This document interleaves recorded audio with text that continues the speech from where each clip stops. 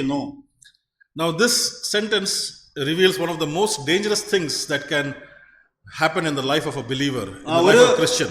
ഒരു വിശ്വാസിയെ സംബന്ധിച്ചിടത്തോളം നാം ഒരുപക്ഷെ കേൾക്കാൻ ഇഷ്ടപ്പെടാത്തതായ വളരെ ചലനം സൃഷ്ടിക്കുന്നതായ ഒരു വാക്കാണ്. The church did not lose its activity. They were very active.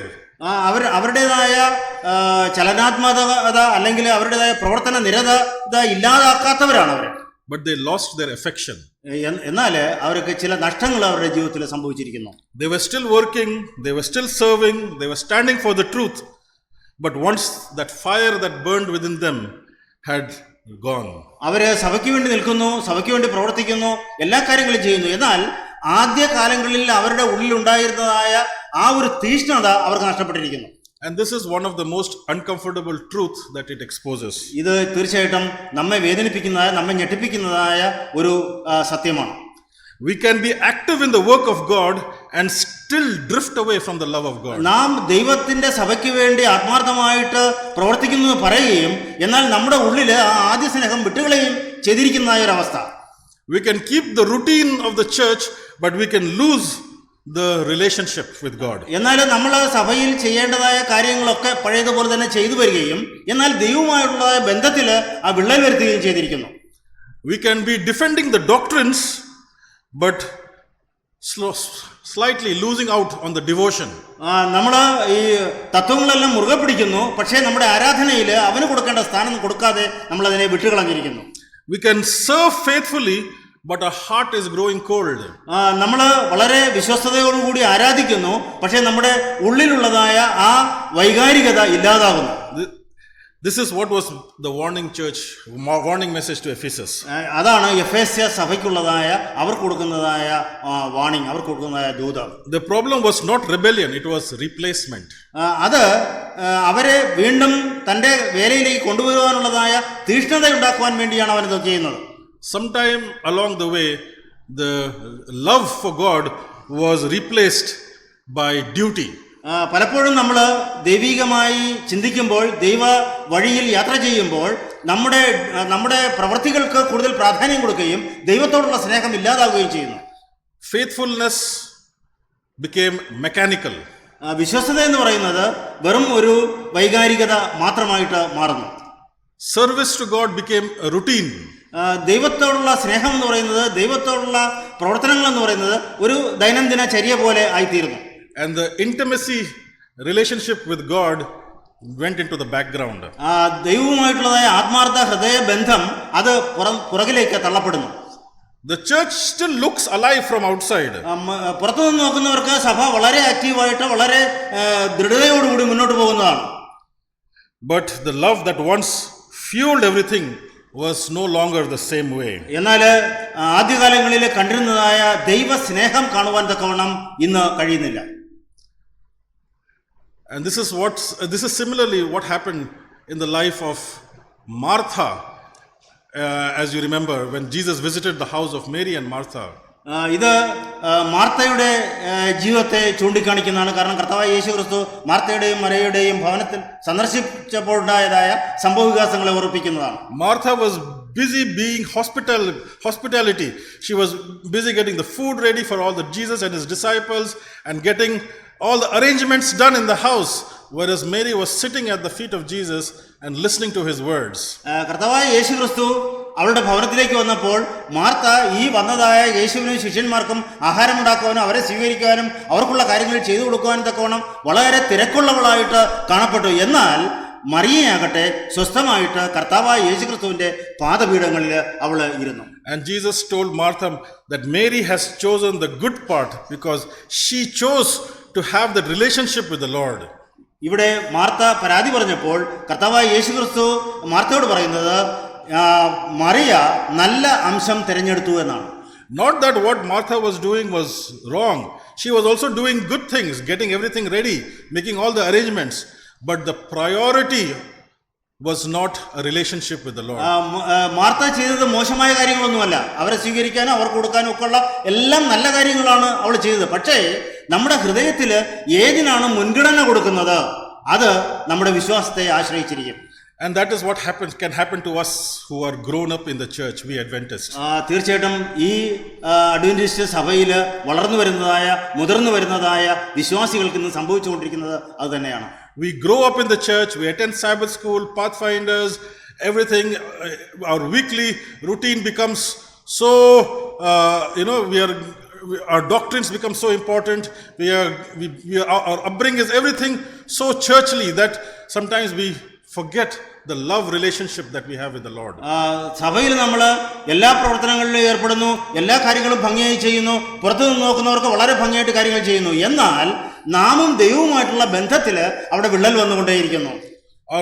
Our worship becomes just a routine action without a relationship with God. നമ്മുടെ ആരാധനകള് ദൈവികമായി ബന്ധമില്ലാതെ, ദൈവവുമായിട്ട് ബന്ധമില്ലാതെ വെറും ഒരു ആചാരത്തിന്റെ പേരിൽ അത് ആചാരമായിട്ട് തന്നെ മാറിക്കൊണ്ടിരിക്കുന്നു.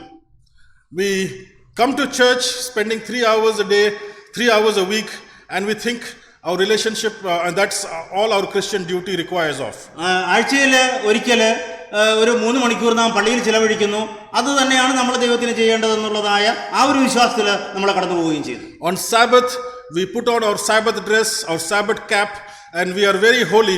But from Sunday to Friday, we are just like anybody else in the world. എന്നാൽ പള്ളിയിൽ വരുമ്പോൾ നമ്മൾ ദൈവത്തെ ആരാധിക്കാൻ വേണ്ടി ഉള്ളതായ ഒരുക്കങ്ങളെല്ലാം ചെയ്യുന്നു, തലയിൽ ഇതൊക്കെ ഇട്ട് ഇങ്ങനെ വന്നിരുന്ന് ആരാധിക്കുന്നു. എന്നാൽ ഈ ബാക്കിയുള്ള 6 ദിവസങ്ങളിൽ നമ്മുടേതായ ജീവിതചര്യ എങ്ങനെയാണ്? And that was the problem. That is the warning which God is giving us today. അതുകൊണ്ടാണ് ദൈവം ഈ ഒരു വാണിംഗ്, ഒരു മുന്നറിയിപ്പ് നമുക്കായിട്ട് തന്നിരിക്കുന്നത്. And verse 5 he says, and that is why now Jesus is telling to the church of Ephesus, you are good, but I don't want you to do anything more than this. എഫെസോസിലെ സഭയോട് അതുകൊണ്ടാണ് ദൈവം പറയുന്നത്, നീ ഇതിലധികമായിട്ട് ഒന്നും ചെയ്യാനില്ല, പക്ഷേ ചില കാര്യങ്ങളിൽ നിന്നെ ബോധ്യപ്പെടുത്തേണ്ടിയിരിക്കുന്നു.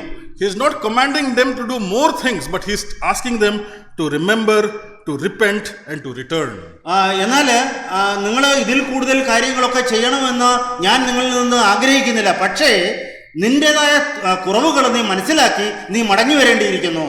Verse 5 he tells, remember from where you have fallen, repent and do the first words, or else I will come to you quickly and remove your lampstand from your place unless you repent.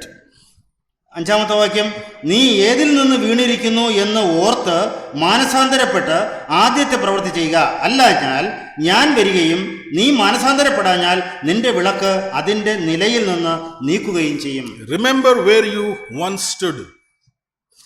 നിങ്ങൾ ഏതിൽ ആണ് വീണുപോയിരിക്കുന്നത് എന്ന് തിരിച്ചറിയുക. Remember when your love for Jesus was fresh. നിങ്ങളുടേതായ കർത്താവുമായിട്ടുള്ള ബന്ധം വളരെ ദൃഢമായിരുന്നതായ സമയത്തെക്കുറിച്ച് നിങ്ങൾ തിരിച്ചറിയുക.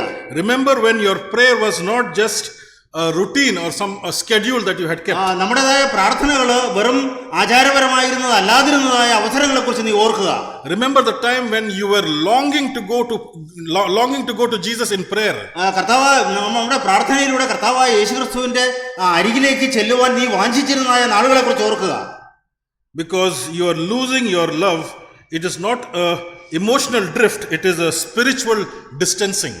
ഇത് നമ്മൾ ആത്മീകമായിട്ട് കർത്താവായ യേശുക്രിസ്തുവുമായിട്ട് അകലുകയും എന്നാൽ നമ്മുടെ പ്രവർത്തനങ്ങൾ അതുപോലെ തന്നെ നിൽക്കുകയും മറ്റുള്ളവരെ തെറ്റിദ്ധരിപ്പിക്കുകയും ചെയ്യുന്നതാണ്. And this is not something that happens overnight. It's something that happens step by step, over days and over weeks. ഇത് പെട്ടെന്നൊരു ദിവസം സംഭവിച്ചതല്ല. നമ്മൾ ഇങ്ങനെ ആഴ്ചകളായിട്ട്, ദിവസങ്ങളായിട്ട്, മാസങ്ങളായിട്ട് നമ്മുടെ ജീവിതത്തിൽ കുറേശ്ശെ വന്നു ചേർന്നതായ ചില പ്രത്യേകതകളാണ്. Our busy schedules put us all, our spiritual life becomes an autopilot, just like automatic doing things. നമ്മുടെ ആത്മീയ ജീവിതം ഒരു ഓട്ടോമാറ്റിക് ആയിട്ട് പ്രവർത്തിക്കുന്നത് പോലെ, അല്ലാതെ നമ്മൾ ശരിയായിട്ട് രീതിയിൽ ദൈവത്തെ അറിഞ്ഞ് ദൈവത്തെ മനസ്സിലാക്കി ആ രീതിയിലല്ല, ഓട്ടോമാറ്റിക് ആയിട്ട് നമ്മൾ എല്ലാ ദിവസവും ചെയ്യുന്നത് പോലെ അതിങ്ങനെ ചെയ്തു പോരുന്നു. A religious routine is without any religious depth. നമ്മുടേതായ മതപരമായ കാര്യങ്ങളൊന്നും നമ്മുടെ ഹൃദയത്തിന്റെ ഉള്ളിലേക്ക് ചെല്ലാതെ ഇത് വെറും ബാഹ്യപ്രകടനങ്ങളായിട്ട് മാറുന്നു. We believe, we still serve, we still show up in church, but that love for Christ is missing. നമ്മൾ വിശ്വസിക്കുന്നു, ആരാധിക്കുന്നു, കാര്യങ്ങളെല്ലാം ചെയ്യുന്നു, എന്നാൽ ആ ആദ്യ സ്നേഹം നമ്മുടെ ഉള്ളിൽ നിന്ന് നഷ്ടമായിരിക്കുന്നു. But Jesus says not to pretend that everything is fine. He says return. അതുകൊണ്ട് കർത്താവായ യേശുക്രിസ്തു പറയുന്നു, നീ എല്ലാം ശരിയായിട്ട് ചെയ്യുന്നു, എല്ലാം ശരിയായ രീതിയിൽ നടക്കുന്നുവെന്ന് നീ അഭിനയിക്കേണ്ട കാര്യമില്ല, നീ മടങ്ങി വരിക. Return to the place where love is alive. നിങ്ങളുടേതായ സ്നേഹം ജീവസുള്ളതായിരുന്നതായ ഒരു സമയത്തേക്ക് നീ മടങ്ങി വരിക. Jesus says, if you don't return, your lampstands will be taken away from you. നീ അങ്ങനെ മടങ്ങി വന്നില്ല എങ്കിൽ നിന്റെ വിളക്ക് ആ സ്ഥാനത്ത് നിന്ന് മാറ്റിക്കളയും. In other words, our church, we can keep our buildings, we can keep our teachings, we can keep our doctrines, but if we don't return to Him, He will take away these privileges from us. നമ്മൾ പള്ളിയിൽ മാറ്റങ്ങൾ വരുത്തിയാലും പള്ളിയുടേതായ ആരാധനാ രീതികളിൽ മാറ്റങ്ങൾ വരുത്തി അല്ലെങ്കിൽ നമ്മൾ ഉറച്ചു നിൽക്കുന്നു എന്ന് മറ്റുള്ളവരെ ബോധ്യപ്പെടുത്തിയാലും നാം എവിടെ വീണുപോയിരിക്കുന്നു എന്ന് മനസ്സിലാക്കി മടങ്ങി വന്നില്ല എങ്കിൽ നമ്മുടെ സ്ഥാനം പുറത്തായിരിക്കും. Without love, our doctrines become cold. ഈ സ്നേഹമില്ലാതെ നമ്മുടേതായ ഈ തത്വങ്ങളെല്ലാം തന്നെ വളരെ തണുത്തതാണ്. Without love, our worship service becomes only a performance. ഈ സ്നേഹമില്ലാതെ നാം എത്ര ആരാധിച്ചാലും അത് വെറും ഒരു ഷോ മാത്രമായിട്ട് തീരുന്നു. Without love, our music, our special songs, our singing becomes noise to the Lord. ആ സ്നേഹമില്ലാതെ നമ്മൾ എന്തൊക്കെ കാണിച്ചാലും, നമ്മൾ പാടിയാലും പ്രാർത്ഥിച്ചാലും എന്തൊക്കെ ചെയ്താലും അത് ദൈവത്തിൻ്റെ മുന്നിൽ ഒന്നുമില്ലാതെ നമ്മുടെ സ്ഥാനം ഇല്ലാതാക്കുന്നതായിരിക്കും. Without Christ, my sermon or the message that the preacher is speaking is only, it becomes a motivational talk. കർത്താവിൻ്റെ സാന്നിധ്യമില്ലാതെ, കർത്താവ് ഉള്ളിലുള്ള ഇല്ലാതെ എത്രമാത്രം പ്രസംഗിച്ചാലും ആ പ്രസംഗം ഒരു മോട്ടിവേഷൻ പ്രസംഗം പോലെ നമ്മെ ഉത്തേജിപ്പിക്കുവാൻ തക്കവണ്ണം തരുന്ന ഒരു സാധാരണ പ്രസംഗത്തിൽ കവിഞ്ഞ് മറ്റൊന്നും കാണുവാൻ തക്കവണ്ണം സാധ്യമല്ല. But when Jesus comes into our life, everything changes. എന്നാൽ കർത്താവായ യേശുക്രിസ്തു നമ്മുടെ ഹൃദയത്തിലുണ്ടെങ്കിൽ, നമ്മുടെ ഉള്ളിലുണ്ടെങ്കിൽ കാര്യങ്ങളെല്ലാം വ്യത്യസ്തമായിരിക്കും. When Jesus comes first in our life, everything changes. കർത്താവായ യേശുക്രിസ്തുവിന് നാം പ്രമുഖ സ്ഥാനം കൊടുക്കുമ്പോൾ, ആദ്യ സ്ഥാനം കൊടുക്കുമ്പോൾ നമ്മുടെ ജീവിതത്തിൽ എല്ലാം മാറ്റമായി കാണുന്നു. Our prayer becomes a communication with Him, like we are talking to intimately to a friend. നമ്മുടെ പ്രാർത്ഥനകൾ നമ്മുടെ കർത്താവുമായിട്ട് അല്ലെങ്കിൽ നമ്മുടെ ഏറ്റവും ഉറ്റ സ്നേഹിതനുമായിട്ട് സംസാരിക്കുന്ന പോലുള്ളതായ ഒരു ആത്മാർത്ഥമായൊരു ബന്ധത്തിലേക്ക് നമ്മുടെ പ്രാർത്ഥനകൾ മാറും. Obedience to Him become a joy. അവനെ അനുസരിക്കുന്നത് ഒരു സന്തോഷമായിട്ട് നമുക്ക് ഫീൽ ചെയ്യും. And the Christian life is no longer just a maintenance, it is a relationship with Him. ക്രിസ്തീയ ജീവിതം എന്ന് പറയുന്നത് ഒരു മെയിൻ്റനൻസ് അല്ല, അത് കർത്താവായ യേശുക്രിസ്തുവുമായിട്ട് നിരന്തരമായിട്ടുള്ളതായ ഒരു ബന്ധമാണ്. And this is written for every Christian, every believer who walks with Christ long enough, where there is a risk of becoming familiar with the holy things. കർത്താവായ യേശുക്രിസ്തു നമ്മെ പഠിപ്പിച്ചതായ കാര്യങ്ങൾ, നമ്മെ മനസ്സിലാക്കിയ കാര്യങ്ങൾ നമ്മുടെ ദീർഘകാല ജീവിതത്തിൽ നാം ഇതിൽ നിന്ന് തെറ്റിപ്പോകാതെ അതിൽ തന്നെ ഉറച്ചു നിൽക്കുവാൻ തക്കവണ്ണം നാം ശ്രമിക്കേണ്ടതായിട്ടുണ്ട്. Sometimes the greatest danger for us Christians is not the persecution, it is the routine in our worship. ഒരുപക്ഷെ നമ്മുടെ ജീവിതത്തിലെ ക്രിസ്തീയമായ ഒരു ബുദ്ധിമുട്ടെന്ന് പറയുന്നത് ഒരുപക്ഷെ ഒരു പെർസിക്യൂഷൻ, ഒരു വിപ്ലവത്തിലൂടെ നമ്മെ നശിപ്പിക്കുന്നതായ മറ്റ് ചിന്താഗതികളായിരിക്കത്തില്ല, നമ്മുടെ ആരാധനയിൽ വരുന്നതായ, നമ്മുടെ വിശ്വാസത്തിൽ വരുന്നതായ തെറ്റായ കീഴ്വഴക്കങ്ങളായിരിക്കും. The danger is not in abandoning Christ. The danger is in gradually loving Him less and less and less. ഇത് ക്രിസ്തുവിനെ പാടെ തള്ളിക്കളയുന്നതല്ല, നമ്മുടെ ജീവിതത്തിൽ കുറേശ്ശെയായിട്ട് അവനുള്ള സ്ഥാനം നഷ്ടപ്പെട്ടുകൊണ്ടിരിക്കുന്ന അവസ്ഥയായി മാറും. The danger is in when other things are taking priority in our lives. നമ്മുടെ ജീവിതത്തിൽ മറ്റ് പല കാര്യങ്ങൾക്കും പ്രാധാന്യം കൊടുക്കുമ്പോൾ ക്രിസ്തുവിനെ ഒരു ഭാഗത്തേക്ക് തള്ളിക്കളയുന്നതായ ഒരു അവസ്ഥയിലേക്ക് നമ്മൾ മാറും. We still care about God, we want to honor Him, but the fire that was within us becomes weaker.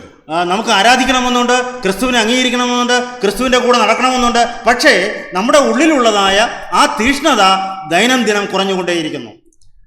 And this message is not just for Ephesus, it is for each one of us. ഇത് എഫേസ്യ സഭയ്ക്ക് മാത്രമുള്ളതായ ഒരു ദൂതല്ല, ഇത് നമുക്കും കൂടി വേണ്ടിയുള്ളതായ ദൂതാണ്. It is not a condemnation, it is an invitation. ഇത് നമ്മെ ശപിക്കുവാനോ നമ്മെ മാറ്റി നിർത്തുവാനോ അല്ല, കർത്താവായ യേശുക്രിസ്തുവിലേക്ക് നമ്മെ ക്ഷണിക്കുവാൻ തക്കവണ്ണമുള്ളതായ ഒരു ദൂതാണ്. It is an invitation to return back to Jesus. നാം കർത്താവായ യേശുക്രിസ്തുവിലേക്ക് മടങ്ങി വരുവാൻ തക്കവണ്ണമുള്ളതായ ഒരു ദൂതാണ്. And He gave us the path back. നമുക്കുള്ളതായ വഴി അവൻ നമുക്ക് കാണിച്ചു തരുന്നു. He says the door is still open for this renewed relationship. അവൻ പറയുന്നു, എൻ്റെ ഹൃദയ കവാടങ്ങൾ എപ്പോഴും നിങ്ങൾക്കായിട്ട് തുറന്നിരിക്കുന്നു. The question that this passage leaves us is very simple, but very searching. Are we still doing the things for God, or are we still walking closely with Him? നമുക്ക് നമ്മുടെ മുന്നേ ഉള്ളതായ ചോദ്യം എന്ന് പറയുന്നത്, നാം ദൈവത്തിൻ്റെ പക്ഷത്തേക്ക്, ദൈവത്തിങ്കിലേക്ക് നടന്നു വരികയാണോ, അതോ വെറും ആചാരങ്ങളായിട്ട് നമ്മുടെ ആരാധന മാറിക്കൊണ്ടിരിക്കുകയാണോ? Because Christianity was never meant to be a duty. It was meant to be a relationship with God. ക്രിസ്ത്യാനിത്വം എന്ന് പറയുന്നത് വെറും നമ്മുടെ ഒരു ഡ്യൂട്ടി അല്ല, അത് ക്രിസ്തുവുമായിട്ടുള്ള ബന്ധം നിലനിർത്തുന്നതായ അല്ലെങ്കിൽ ഉറപ്പിക്കുന്നതായ ഒരു പ്രോസസ്സാണ്. So the question we need to ask ourselves, is my love for Christ growing, or is it slowly നാം നമ്മോട് തന്നെ ചോദിക്കേണ്ടതായ ചോദ്യം എന്ന് പറയുന്നത്, കർത്താവായ യേശുക്രിസ്തുവുമായിട്ടുള്ള നമ്മുടെ ബന്ധം വളരുകയാണോ, അതോ അത് താഴേക്ക് വരികയാണോ? We sing that song. I have requested Pastor to sing that as a closing song. Take time to be holy. Spend more time with God. നമ്മുടെ പാട്ടുപുസ്തകത്തിലുള്ള ഒരു പാട്ട് സാറിനോട് പാടുവാൻ എന്തൊക്കെയാണ്, ക്ലോസിംഗ് സോങ് ആയിട്ട് പാടാൻ എന്തൊക്കെയാണ് ആവശ്യപ്പെട്ടിട്ടുണ്ട്. Song number 400, which we will sing as our closing song. It says, take time. Song number 500, sorry, not 400. Song number 500, it says, take time to be holy. Speak oft with the Lord. നമ്മൾ ദൈവത്തോടായിരിക്കുവാൻ തക്കവണ്ണം സമയം കണ്ടെത്തുക, ദൈവത്തോട് സംസാരിക്കുവാൻ തക്കവണ്ണം നമുക്ക് സാധിക്കട്ടെ എന്നാണ്. Abide in Him always and feed on His word. അത് ദൈവത്തിൻ്റെതായ വചനങ്ങളിൽ നാം ജീവിക്കുക. If we want to live holy lives, the song says, take time to be holy. We need to give time for it. നാം വിശുദ്ധ ജീവിതം നയിക്കുവാൻ തക്കവണ്ണം ആഗ്രഹിക്കുന്നുവെങ്കിൽ അതിന് സമയമെടുക്കേണ്ടതായിട്ട് വരും. But in today's world, we don't have time. ഇന്നത്തെ ലോകത്ത് നമുക്കറിയാം, നമുക്ക് ഒന്നിനും സമയമില്ലാത്ത അവസ്ഥയാണ്. We have time to do all the duties, but we don't have time for relationship with God. നമുക്ക് മറ്റെല്ലാത്തിനും നമ്മുടേതായ കാര്യങ്ങളെല്ലാം ചെയ്യാൻ സമയമുണ്ട്, എന്നാൽ ദൈവവുമായിട്ടുള്ള ബന്ധം നിലനിർത്തുവാൻ വേണ്ടിയുള്ളതായ കാര്യങ്ങൾക്ക് നമുക്ക് സമയമില്ല. Our duties are replacing relationship. ദൈവവുമായിട്ടുള്ള ബന്ധത്തെ നമ്മുടേതായ പ്രവർത്തനങ്ങൾ അതിന് പകരം വെച്ച് പോവുകയാണ്. This is my prayer for you this evening. There's a line which says, spend much time in secret with Jesus alone. അവിടെ ഈ പ്രസംഗത്തിന്റെ അവസാനമായിട്ട് എനിക്ക് നിങ്ങളോട് പറയുവാൻ തക്കവണ്ണമുള്ളത്, കർത്താവായ യേശുക്രിസ്തുവുമായിട്ടുള്ളതായ ബന്ധം നിലനിർത്തണമെങ്കിൽ അവനുമായിട്ടുള്ളതായ സംസർഗം നാം തുടർന്നുകൊണ്ടേയിരിക്കുക. അതിന് നമ്മൾ സമയം കണ്ടെത്തുക. നമ്മുടെ ജോലി സമയങ്ങളിലായാലും ഏത് സമയത്തായാലും അവനുമായിട്ട് സംസർഗം ചെയ്യുവാൻ തക്കവണ്ണമുള്ളതായ സമയം നാം കണ്ടെത്തുക. We love attending meetings and conventions and group worships, but we are not spending time with Jesus alone. നാം പലപ്പോഴും മീറ്റിങ്ങുകൾക്ക്